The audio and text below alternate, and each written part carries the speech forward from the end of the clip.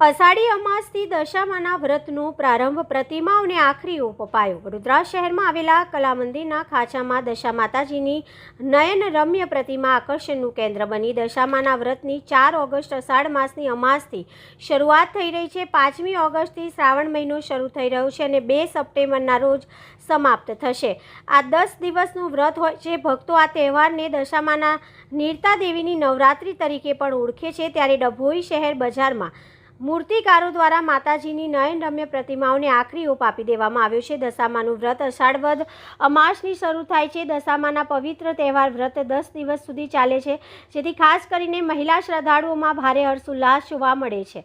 હિન્દુ સંસ્કૃતિમાં અડધો અષાઢ માસ વીતે એટલે જુદા જુદા વ્રતની ઉજવણી શરૂ થાય છે। દશામાનું દેવી દશામાને સમર્પિત હોય છે અને ગુજરાતમાં પરંપરાગત કેલેન્ડર મુજબ અષાઢ વદ અમાસના દિવસે મનાવવામાં આવે છે। દશામાના વ્રતની અષાઢ માસની અમાસ 4 ઓગસ્ટથી શરૂઆત થઈ રહી છે, જે આગામી 13 ઓગસ્ટના દિવસે મંગળવારે સમાપ્ત થશે, જ્યારે 5મી ઓગસ્ટથી ગુજરાતી શ્રાવણ મહિનો પૂર્ણ થઈ રહ્યો છે અને 2 સપ્ટેમ્બરના રોજ સમાપ્ત થશે। આ 10 દિવસ દશામાનું વ્રત માઈ ભક્તો શ્રદ્ધાભેર ઉજવશે। આ વખતે મૂર્તિનું વેચાણ 3-4 દિવસનું આયોજન છે। દશામાનું વ્રત 4 તારીખથી ચાલુ થશે।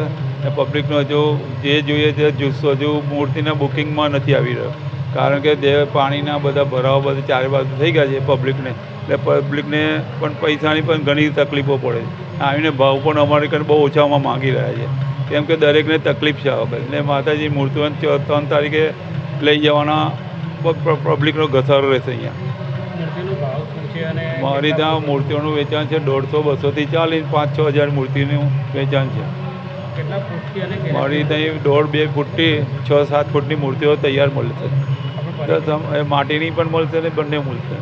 મારું નામ ઉમાકાંતસિંહ પ્રજાપતિ, પ્રકાશ મૂર્તિયાર્ડ, લોકનાથ મંદિર રોડ, અને નાના કાકા નામે મેં પ્રખ્યાત છું।